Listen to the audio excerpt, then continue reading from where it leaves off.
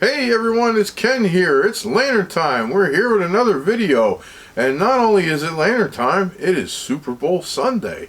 That's right. Yeah, very special day for a lot of people. And if you notice, what I got here in the background is I got a couple lanterns burning. That's right. So this is my little contribution to the Super Bowl. And I'll explain why in a second.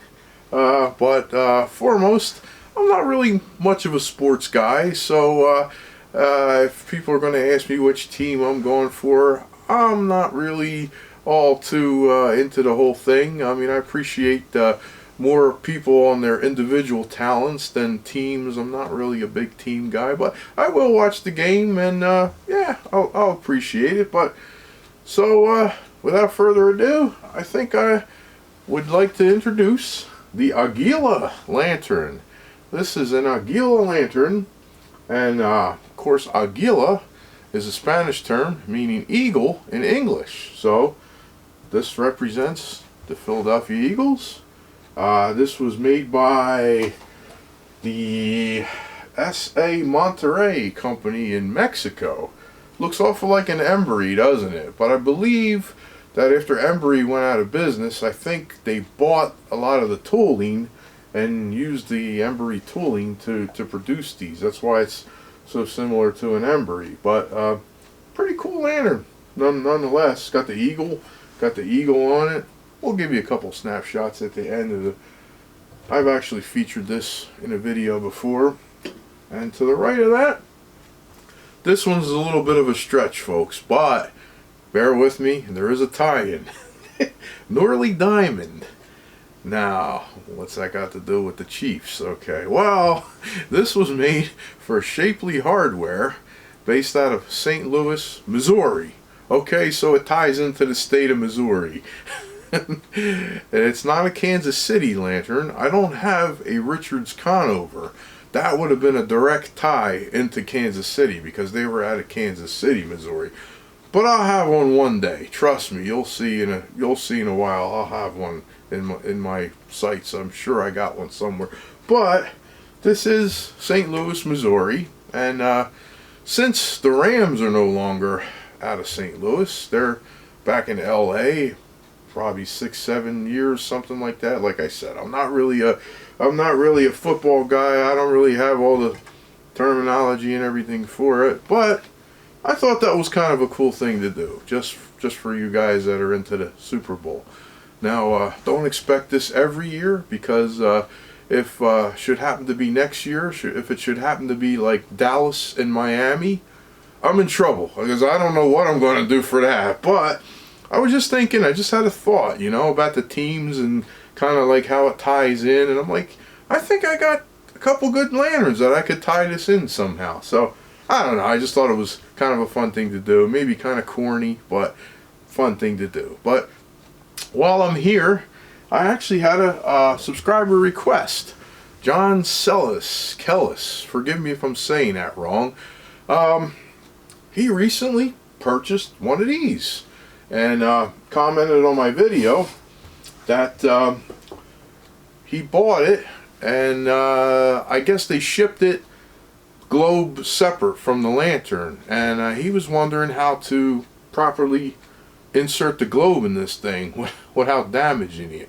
So I started talking to him back and forth, and it's hard, it's really hard to explain things. So I said, what I'm going to do? I'm going to do my Sunday video, and I'll do some content, and I'll show you exactly what's going on here. So I guess what I'll have to do is kind of do this backwards, because my globe is already in there, but we'll take it out, we'll put it back in. So first off, there's this cage on here.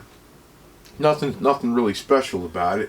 It actually just slides off. If you just grab it, pull it over the top. It's just a friction fit. It might give you a little trouble if it's a little rusted up or whatnot, but you have to spray it with a little WD-40 or something. Don't be afraid. It won't hurt. You could always wipe it off. But anyway, so what I'll do is I'm going to remove the globe.